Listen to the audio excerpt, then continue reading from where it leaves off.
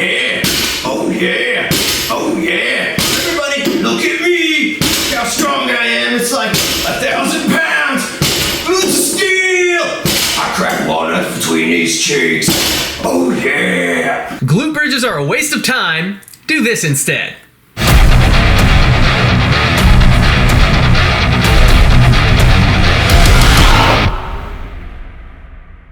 What's up guys, Enkiri here, and today I want to talk a little bit about the glute bridge. Now this exercise is a favorite of many an ego lifter. Oh yeah, 1,000 pounds, glutes of steel, walnuts. Woo! Woo! You see that?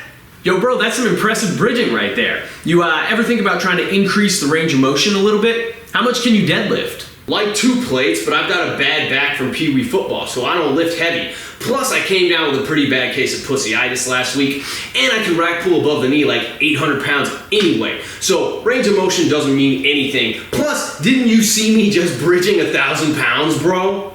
Right on, bro. So I haven't done a glute bridge in like 8 years, maybe longer than that, and there's a very important reason for that, and that reason is that they are a waste of time.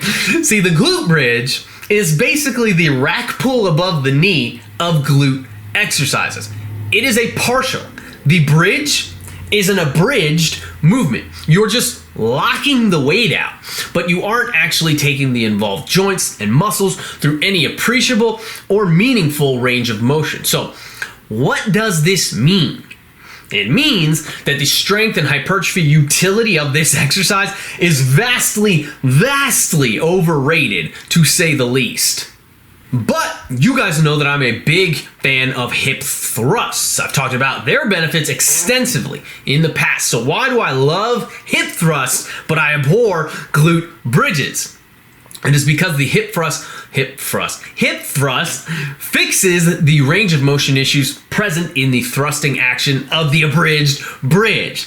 By elevating the shoulders and the upper back, you create much larger degrees of hip flexion at the bottom of the thrust as compared to the bridge. This greater flexion places the glutes in a stretch position prior to the initiation of force production. This ability to dig into deep levels of hip flexion during the eccentric phase also creates a more potent strength and hypertrophy stimulus in the gluteal muscles. Whereas in the glute bridge, you're just popping your hips up into extension from that shallow joint angle to begin with. And then with the hip thrust, you're given the opportunity to work those deeper joint angles, actually stretch the muscles under load, and then produce force through that entire range of motion as you work your way to a fully extended hip position at the top. Another benefit of the thrust is that the glutes can remain under load for the entire duration of the set. It's almost like comparing a Romanian deadlift to a stiff leg deadlift, all other aspects being equal here.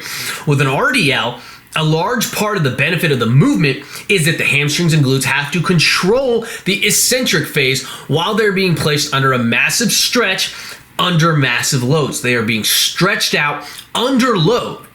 And then they have to control the turnaround portion of the lift as well as you transition from eccentric to concentric. That's an important part here. Whereas with a stiff leg deadlift or a bridge, you're placing the weight, you're deloading the weight onto the floor, and then you are re-engaging the muscles, right?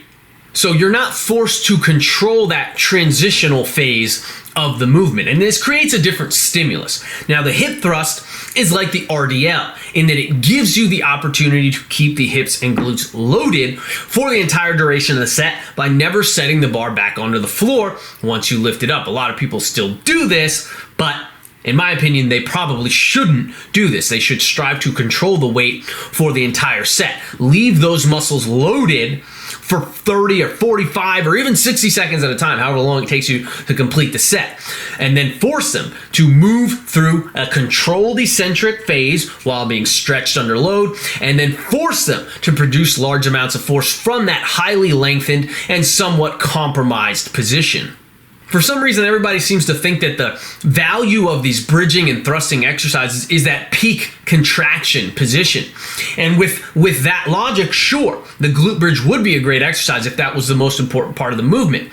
But in the absence of the ability to pre-stretch the glutes under load prior to working towards that peak contraction, in my opinion, the peak contraction itself is relatively worthless. It just doesn't really accomplish anything of note other than allowing you to feel strong when you're not. Kind of like the leg press machine, which I guess if jerking off your ego makes you feel good about yourself, then that is a positive thing in and of itself. But in terms of strength, hypertrophy, longevity, or athletic benefits, I just can't really see a reason to do glute bridges. So I don't do them, and I don't program them for any of my lifters. I don't think I've never programmed a glute bridge for a single one of my lifters outside of the context either of rehab or of warming up. But I prescribe hip thrusts all the freaking time. Now, if you truly want to take your hip thrusts to the next level, then I recommend incorporating deficit work, increasing that range of motion even further by elevating the feet a few inches as well. So now with both the upper back and the feet lifted off the ground, you can achieve a hip angle at the bottom of the thrust that's basically equivalent to the bottom of a below parallel squat or potentially even deeper. Except in this case, unlike in a squat, the force vectors are now perfectly aligned with the glute muscles. So now you are taking the hips through a very substantial range of motion, placing the glutes under a massive loaded stretch at the bottom, and teaching them how to produce maximal force from this highly stretched position. The transfer into real life is going to be much more pronounced when you utilize such a full range of motion as in this style of hip thrusting, especially compared to such a partial range of motion as in the glute bridge.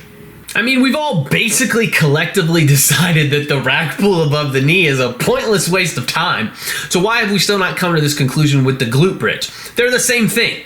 An abbreviated movement that lets you load more weight onto the bar than you have any business doing because they provide you with super favorable joint angles. But just because an exercise allows you to load up a shit ton of weight doesn't make it a valuable tool by default. The way that the body has to move to get the job done is always going to be the most important component of whatever the heck that you're doing in the weight room. And in this case, the ROI on the glute bridge, it just isn't there, man. So I recommend that you stop wasting your time with them and pivot into something that lets you work those same muscles through a much greater and more important range of motion, along with all of those other aspects that I've talked about throughout the video. Anyway, it's all I got for today, guys. I hope you found this one informative, and I hope that it helps you to get more out of your time spent in the gym in the future. Please remember to smash the like button before you go. Leave us a love in the comments down below. Check out EnkiriEliteFitness.com for online coaching and training programs. And as always, keep training hard. I will catch you guys next time.